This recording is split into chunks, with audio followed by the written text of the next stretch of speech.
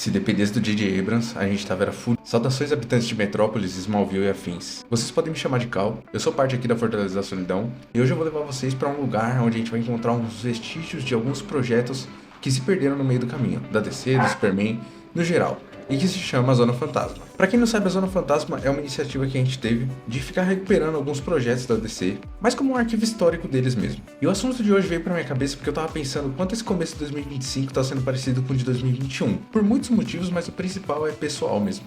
2021 foi uma loucura e eu arriscaria dizer que foi o pior ano da minha vida. Eu tive que lidar com uma situação muito inédita que eu tinha medo de enfrentar.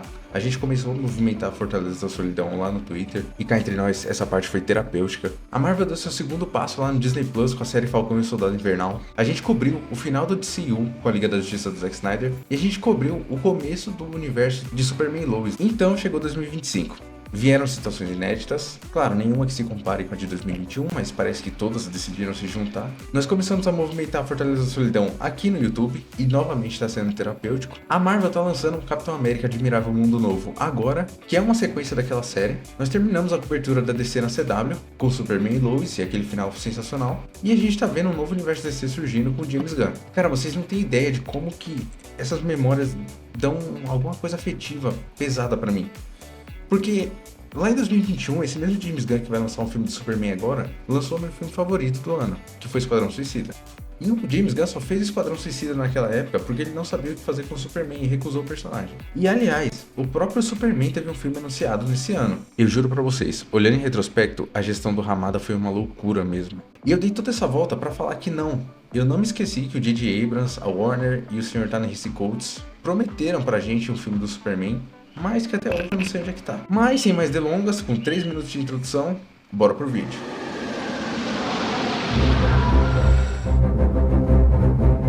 Só que antes de começar isso aqui, eu queria falar com vocês, fazer um pedido e ter um papo sério. O meu pedido é para que quem for comentar, comente aqui, escrevendo só, comentando antes de 3 pontinhos. Porque eu quero que vocês vejam o vídeo se desenrolar e depois comentem se vocês discordaram ou concordaram com o ponto de vista, porque eu acho que é um tema interessante e eu quero saber se vocês concordam ou discordam, se eu conseguir acrescentar de alguma forma no diálogo sobre esse tema. Avião. Mas agora o papo sério é o seguinte: por favor, não se esqueçam de que concordar, discordar não é a mesma coisa do que sair disseminando discurso de ódio ou ofendendo. Eu tô ciente de que eu vou ser taxado de lacrate ou que todos esses termos que só existem na internet a partir do momento que eu não falar desse projeto exalando ódio. Mas eu não consigo, simplesmente não dá. Eu sou um adulto que fala sobre heróizinho e eu gosto dessas coisas. Então eu gosto de assistir esses filmes, eu gosto de ver esses quadrinhos e eu não sou parte de uma guerrinha cultural que a internet inventou. Então vamos ter um discurso tranquilo, vamos discutir a arte de uma maneira madura, porque eu acho que é possível. Eu não quero que isso soe soberbo de alguma forma, até porque esses caras têm muito mais sucesso do que eu e do que a gente aqui por enquanto, mas eu não sou youtuber de quadrinho clássico que vai vir falando que os problemas do Capitão América 4 é o que o Sam não tem o soro, porque aparentemente esse é o discursinho que tá colando agora. Mas tem ali um discurso também meio estranho, dizendo o mínimo, por trás. A única coisa que eu consigo reclamar desse filme é que eu sou um fã do Sam Wilson, e eu acho que a Marvel tá demorando demais pra colocar ele na posição de líder dos Vingadores, que vai voltar aí ano que vem. Então é isso, por favor, comentem de forma civilizada, respeitem as pessoas e discutam arte, não pessoa. Que nós aqui, como fãs do Superman, devemos mais do que ninguém levantar essa bandeira de que a gente tem que respeitar e dialogar com o próximo. Fechou? Posso contar com vocês? Por favor? Eu não sei se vocês viveram isso, mas desde 2017, com o lançamento que foi um desastre da Liga da Justiça do Joss Whedon, que era do Zack Snyder, né? O DCU ficou na corda bamba. O Aquaman e a Mulher Maravilha foram sucessos esporádicos, mas o grande fato é que teve uma soma de fatores que deixou tudo muito inseguro. Então, o Ben Affleck teve que sair do Batman para cuidar da saúde, o Superman virou uma incógnita, apesar do pessoal gostar dele no filme, e a Warner passou muito tempo martelando de que não sabia como lidar com o personagem ou tornar ele atualizado para novos tempos, né? Batendo nessa tecla, eles já em 2015 transformaram o que seria o Homem de Aço 2 em Batman vs Superman. Então eles tiveram toda essa correção de rota, que, gosta ou não do filme, é algo meio esquisito de se imaginar.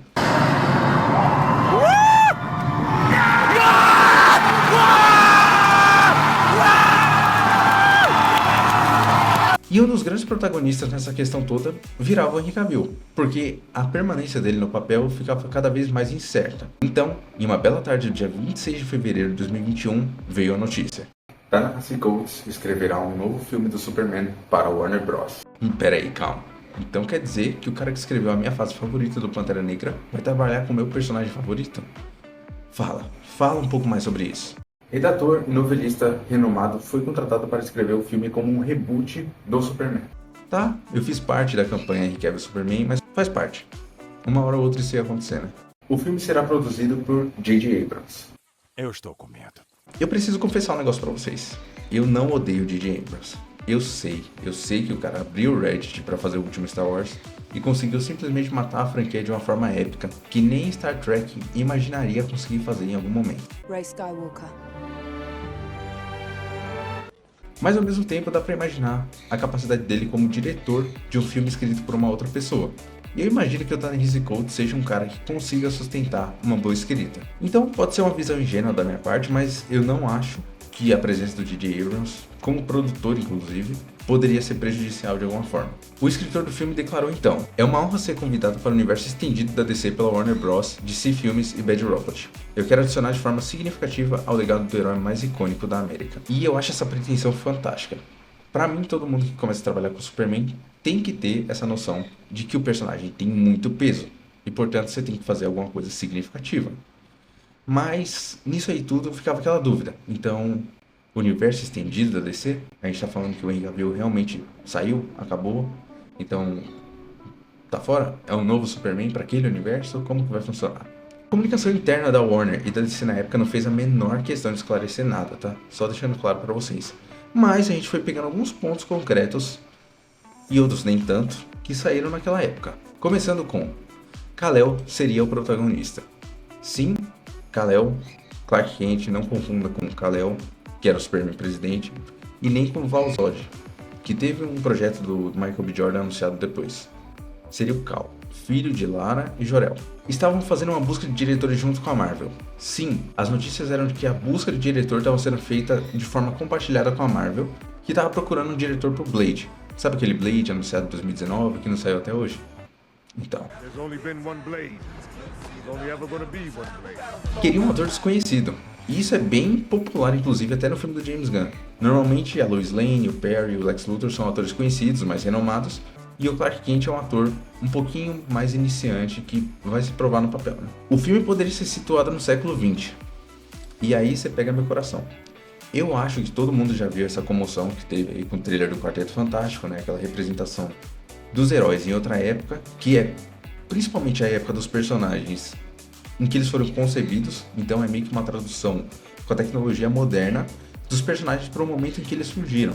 É algo muito legal de explorar, e eu acho que, sei lá, se eles adaptassem o meu filhotinho, que é o Superman da Era de Ouro, eu seria muito feliz de ver isso aqui acontecendo. E eu preciso dizer que essa junção de fatores trouxe uma questão que nunca foi negada e nem confirmada. Mas, e se nós estivéssemos falando de um Superman negro? Agora é a hora que eu já sei que eu vou ser chamado de woke aqui e tudo mais, mas eu peço desculpa se eu errar algum termo, alguma coisa do tipo. Os comentários estão abertos para que vocês possam trazer alguma informação nova e a gente possa dialogar sobre isso. A lista de diretores que o filme curiosamente disputava com Blade tinha o Steven Caple Jr., do Creed 2, J.D. Dillard, de Slate, eu nunca vi esse projeto em si, a Regina King, de This Is Us, que trabalhou em This Is Us, Shameless e é a protagonista de Watchmen, da HBO, e o Shaka King, de Judas e o Messias Negro. E aí vem uma grande questão na configuração da história em si, né?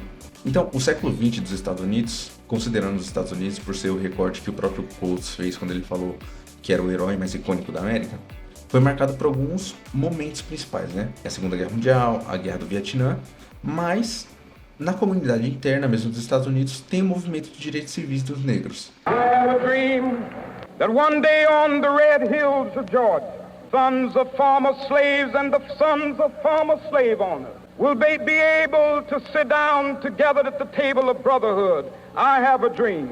Então, isso me parece algo muito mais alinhado ao que seria a bibliografia do roteirista, né? I am most concerned always with those who don't have a voice. Então, sim, os artistas envolvidos eram bem engajados nessa questão das causas da população negra e, na boa, A possibilidade deles fazerem algo muito legal nesse sentido, adaptando o Superman, colocando algo novo, era bem alta. Mas tem um detalhe que eu acho que pouca gente se ligou, e aí eu acho que é um problema mais meio nerdão que fica procurando a carreira dos outros, é que todos esses artistas eles têm uma coisa em comum também. E eu não sei dizer sobre o diretor de Slate, né? Eu nunca acompanhei nada dele, mas é que a entrega das histórias deles costuma ser algo absurdamente visceral. Então são personagens muito humanos, muito relacionáveis de se acompanhar. I'm the champ, right? Yeah, So I ain't got a choice. choice. That's the same thing your father said, and he died right here in my hands. Look what his choice put your mother through. You don't want to really bring all that stuff up again, do you, kid? I thought you would get it. If I don't take this fight, I gotta live with it right now. Então eu sinto que a presença deles indicava algo mais puxado para esse sentido também, porque a gente teria um personagem mais relacionável, que era algo que a Warner estava buscando com o Superman, e talvez a gente tivesse até o Superman estressadinho da Era de Ouro. Para mim, a coisa que brilhou desde o começo com relação a esse projeto é a questão da presença do Ta-Nehisi Coates. E de novo, puxando a carreira dele aqui, o Coates ele foi jornalista, ele é jornalista, né? E ele trabalha bastante com essa questão de fazer matérias e tudo mais, jornalista, né? E vocês imaginam quão rico seria a questão de ter um jornalista abordando o Planeta Diário e jornal enquanto mídia mesmo, mídia de consumo, em uma outra época. Então você teria o Superman na sua época de concepção, sendo trabalhado por um jornalista e trazendo um pouco mais dessas raízes mesmo do personagem. Eu acho que ia servir muito em favor de uma narrativa diferenciada.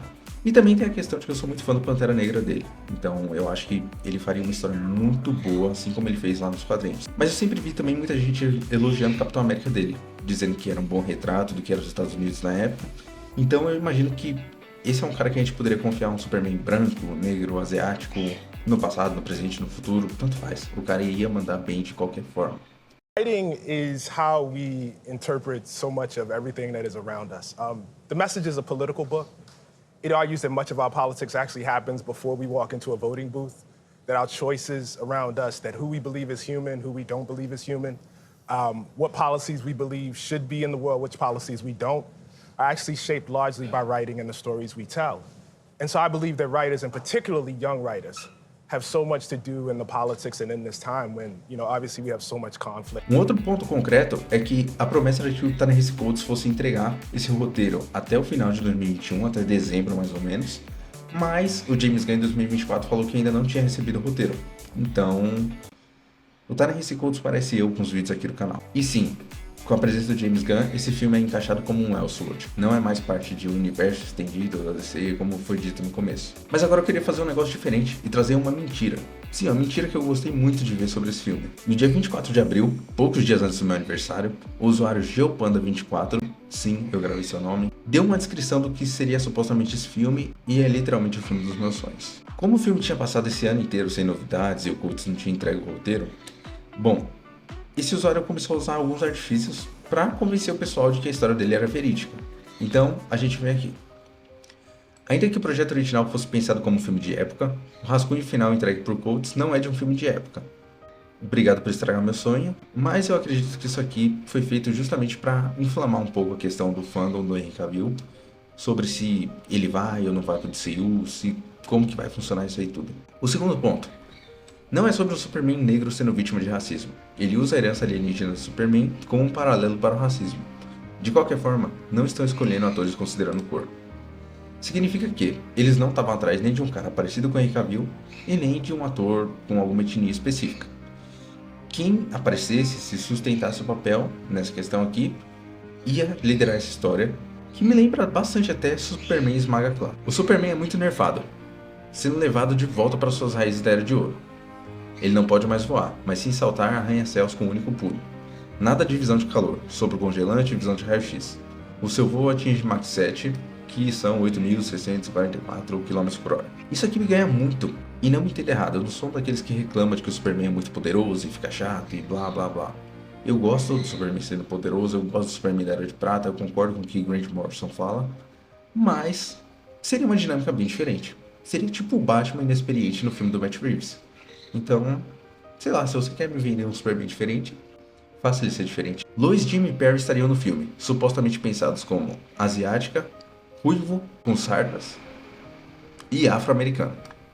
Beleza, nada demais, é de se esperar.